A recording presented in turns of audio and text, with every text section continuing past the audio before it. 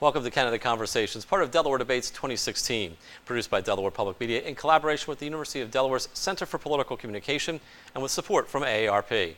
I'm Delaware Public Media News Director Tom Byrne. This conversation, taped on the campus of Delaware State University, focuses on the race for U.S. House. And we are joined by the Republican in that race, Hans Reigle. Thanks very much for joining us. My pleasure, Tom. Well, let's start with your background. What do you feel separates you from the remaining candidates running that makes you better suited for the job within your background? Sure. Well, I was mayor of Wyoming, Delaware, and that was a nonpartisan position. So we managed to run the town, increase public safety, good town morale without raising taxes. Also, as a military pilot, I traveled over 40 countries in the world, and I think that gives me a unique perspective on things, and being a veteran is helpful as well. None of the candidates in the field this year, yourself included, have ever been elected to statewide office, and often that is seen as a prerequisite for an office like U.S. House. True. What would you say to a voter who is concerned about your experience and ability to go to Washington and get things done?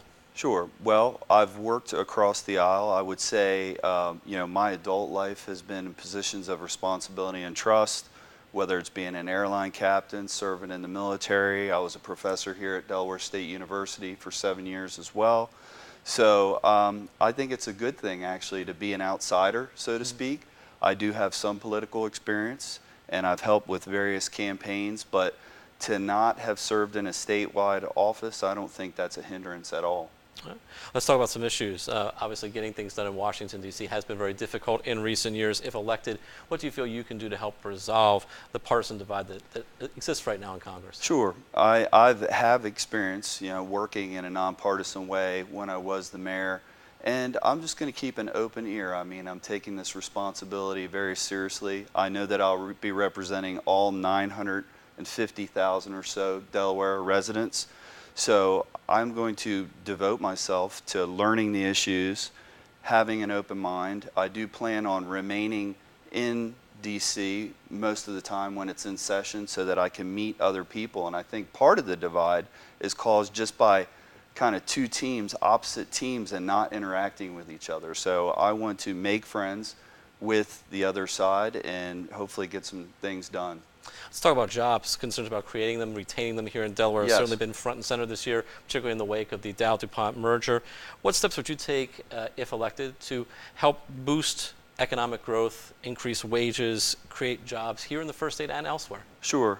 Well, yeah, unemployment is a definite problem. I mean, it's no coincidence that we've lost a couple of automobile manufacturing plants and a steel plant in Newcastle County, and now Wilmington is the disaster that it is. I would like to focus on several things. I have a lot of experience in the aerospace industry. That's something America still leads at, and I would like to build on that and be an advocate for aviation and aerospace nationwide. I'd also like to serve on the Transportation and Infrastructure Committee, so that transportation piece includes the aerospace, but also our infrastructure is in huge need of repair. So I would like to see a lot of public works projects, roads repaired, bridges repaired, and nationwide, that would be huge. The American Society of Engineers, I might have gotten that acronym wrong, but basically America gets a D+ in infrastructure, so we have a lot of work to do, and I'd like to shift some money from other things into those infrastructure projects. This summer has been a difficult summer in many places across this country. A number of high-profile incidents of police shooting individuals and individuals shooting police officers. That obviously has created some tension between law enforcement and the communities in which they serve in. How can you, if elected, address that issue and help build back some of the trust that seems to have been lost? Well, I would like to see just a bridging of this gap between folks that the police units serve and the police units themselves. For example, in Wilmington, I heard how the police used to be a little more active, in the city with basketball leagues and interacting with folks. I had a small police force under me when I was mayor of Wyoming, Delaware, so I understand how important the police are to security, and I totally support them. I would like to just see more interaction between those groups, just like we talked about between Democrats and Republicans, to try to come to some common ground. There's also the issue of terrorism, security threats today, both domestic and international. how can you, if elected, help ensure that Americans are both safe and free, which sometimes seem to be in conflict with each other? It does seem to be in conflict with each other, but I do have experience, and I've been to a lot of countries.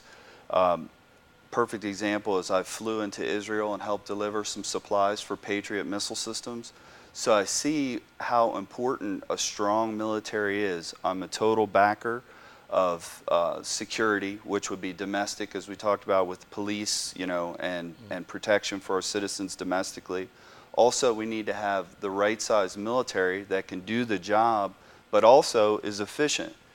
And we need to take care of veterans too. A problem we have with security is a lot of our youth now are not even eligible to join the military.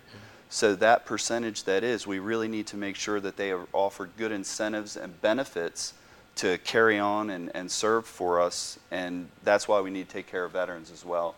Make sure they get what was promised to them.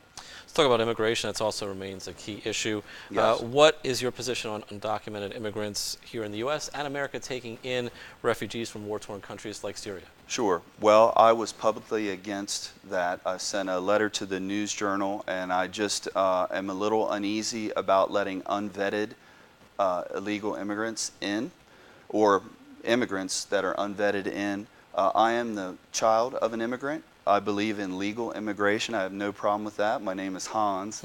My mom was German. She met my father when he was a GI in Germany.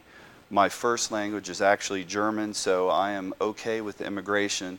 We just need to enforce the laws we currently have on the books and then get control of folks coming in America. We need to find out who's here. Folks need to get documented. I am not a fan of open borders and illegal immigration, though, at all. And finally, I want to talk a little bit about education. President Obama has proposed making 2 years of community college free for all Americans. Where do you stand on that issue? And more broadly, what is the federal government's role in education from pre-K all the way through college? I disagree with the statement that all kids should get, or young adults should get free community college. I would like to see more of an emphasis on early childhood education. We already have programs for high school students. We have great technical schools. I was a professor here at Delaware State University. But frankly, not everyone needs to go to college. I know the power of education, but there are lots of trades out there. We need to improve our programs with technical schools and high schools. There could be more partnerships with community colleges and high schools to get college credits while kids are in high school. And I think the government, I'm more in favor of state control versus federal control. Not a big fan of the standardized testing and the Common Core. Every state in America is different. I would like to see the states have more say of how their dollars are spent and what priorities are important to each state. And I'd also like to see more money go to the classroom versus administration in the education system. I'm a public school graduate myself. All 3 of my kids have attended or attend public schools. Hans Reigle, Republican Party candidate for U.S. House, thank you for your time. Oh, it's my pleasure, Tom. And you can find all of our candidate conversations online at delawarepublic.org or delawaredebates.org. Candidate conversations are taped at Delaware State University and are part of Delaware Debates 2016, produced by Delaware Public Media in collaboration with the University of Delaware's Center for Political Communication with support from AARP. Thanks for watching.